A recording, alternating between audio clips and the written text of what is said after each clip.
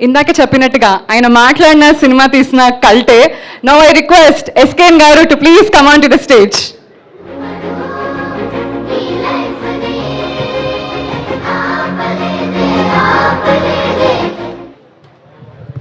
Thank you, media. Thank you.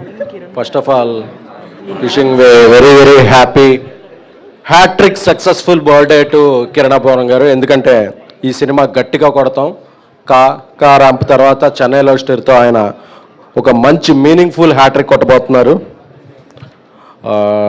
So ఈ cinema ఈ నెల 24న అందరి ముందుకు రాబోతుంది.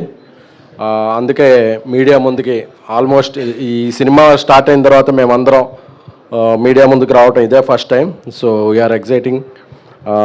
సాయి రాజేష్ గారు ఒక హిందీ సినిమా చేస్తూ ఉండి కూడా చెన్నై లవ్ స్టోరీకి కథని స్క్రీన్ ప్లేని అందించడమే కాకుండా నాతో పార్ట్నర్లా ప్రొడ్యూసర్గా కాపీని దగ్గరుండి చూసుకున్నారు. ఇప్పుడు కూడా ఆయన చెన్నై నుంచి బరువైన బాధ్యతలు పెట్టుకుని ఇక్కడికి డైరెక్ట్గా రావడం జరిగింది.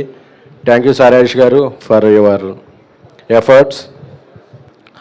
అండ్ గౌరీప్రియ గారు, ఈ సినిమా ఆవిడ ఒక 10 మెట్లకి ఇచ్చే సినిమా అవుతుంది. మణిశర్మ గారు అద్భుతమైన మ్యూజిక్ అందించారు.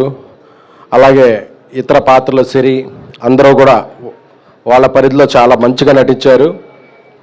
ఆడియో అప్పటికే బాగా సక్సెస్ అయింది. నా కో ప్రొడ్యూసర్ నా బ్రదర్ ధీరజ్ కూడా ఈ సినిమా బిజినెస్ని ముందుకు తీసుకెళ్తున్నారు. సో ఇప్పుడు ఎలాగో Q&Aలో మీరు ఏదో సంధిస్తారు కాబట్టి దానికి ప్రిపేర్ అవుతున్నాం. ఈ నెల 24న మా అందరి కెరీర్లో హైయెస్ట్ థియేటర్స్లో చెన్నై లవ్ స్టోరీ విడుదల చేయడానికి ప్లాన్ చేస్తున్నాం. Thank you. We need all your support. Thank you so much. ఎస్కేన్ గారు, మీకు కూడా క్వశ్చన్ అడగాలి నేను. మీ దృష్టిలో ఈ రోజుల్లో ప్రేమ ఈజీ అయిపోయిందా, కాంప్లికేటెడ్ అయిపోయిందా?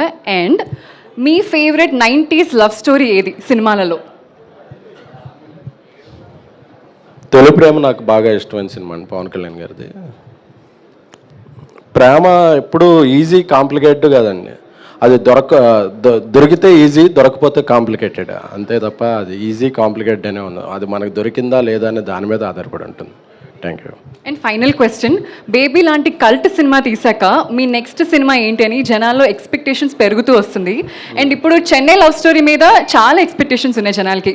మరి ఈ సినిమా గురించి ఒక్క లైన్లో చెప్పాలంటే మీరు ఏం చెప్తారు? క్లాసిక్. థ్యాంక్ యూ అండి. Thank you.